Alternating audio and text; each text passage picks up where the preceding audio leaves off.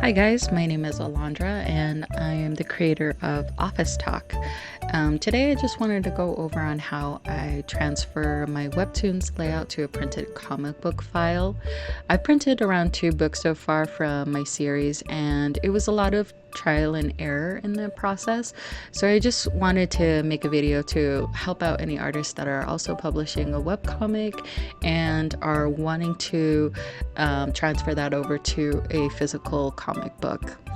Okay, so first and foremost, you always want to have your original file to be 300 dpi, always. Doesn't matter if you don't plan to print anytime soon.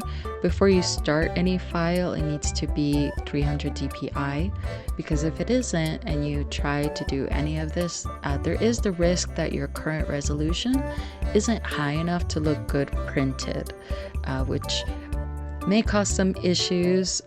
You can just set it as your default at the beginning of your file and just never really touch it. You don't really have to worry about it. Now you have your beautiful webcomic with all the art and it's ready to go. My first step is to select all illustrated layers, so your sketch, colors, effects.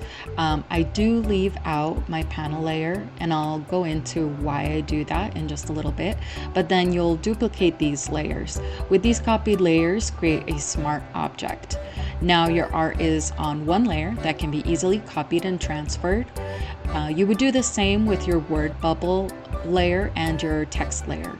I like to keep these separated to easily move and adjust around, since the layout of the comic page is going to be very different from the webcomic layout, and you want to make the whole process as easy as possible as far as being able to adjust anything that you need to. Now, before I get to the next step, I just wanted to share what I've been doing before, which I don't think I would recommend, so learn from my mistakes. When I was first doing this, I was simply copying and pasting the images into the page layout.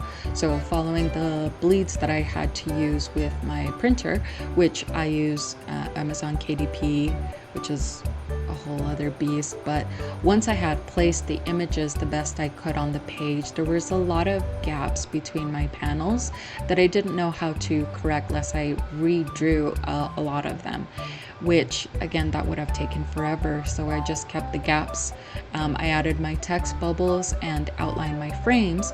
Why I did the frames at the end was because if I included them in the smart object layer, when I was resizing the frame, it would change the thickness of the stroke, and I didn't like how that looked. So that's why I kept doing them at the end to keep everything looking consistent. So like I mentioned before, I was just kind of left with these empty spaces on my comic book page that looked kind of awkward. I wasn't able to really fill it with anything. Sometimes the panels would be very far away from each other and there was just too much space. Now I want to go over how to make your webcomic panels look nice and coherent in a comic book layout.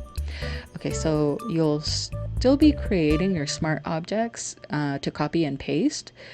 Open your single page comic book layout with your bleeds, and now insert square panel shapes with your desired stroke, and it needs to have a fill, so just place whatever placeholder fill.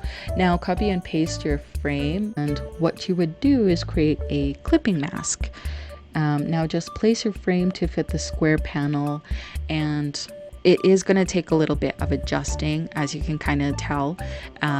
So you can go ahead and hide the rest of the squares and then go ahead and adjust your panel to fit that frame pretty much. And process, you may end up cutting a lot of your work, but for me that's totally worth it if I don't have to completely redraw panels.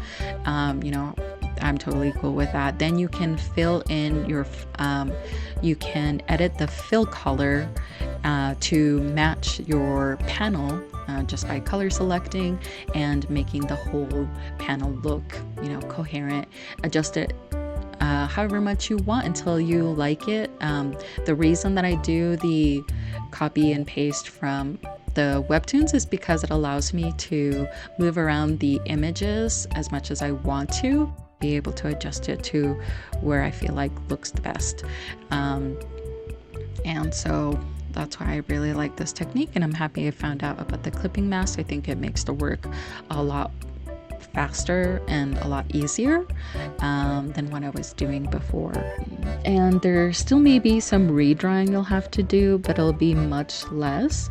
The nice thing is that you can still add and edit the image by adding layers between the frame and the square shape. So you're still able to draw over, minor things if you need to, fill in and things like that. But then you're done. So now you have, your text in your page. Now you just add in your text. There may be some editing on that, again, because the formatting that you have for your webcomic is very different for when you change it over to a comic page. And so, like I said, a lot of trial and error, but once you get it to where you think it looks good, you can just go from there. So hopefully this helps, people that have been wanting to create their webcomic and transfer that over to a physical comic book. So let me know what you guys think. Comment down below as far as which technique you guys like, or if there's any other techniques you guys use in order to transfer your webcomic to a physical printed comic book. Like and subscribe if you'd like to. I'm gonna try to update every Friday or so, just kind of going over the processes of my webtoons and probably speed paintings and things like that. So yeah, see you guys in the next one. Take care. Bye.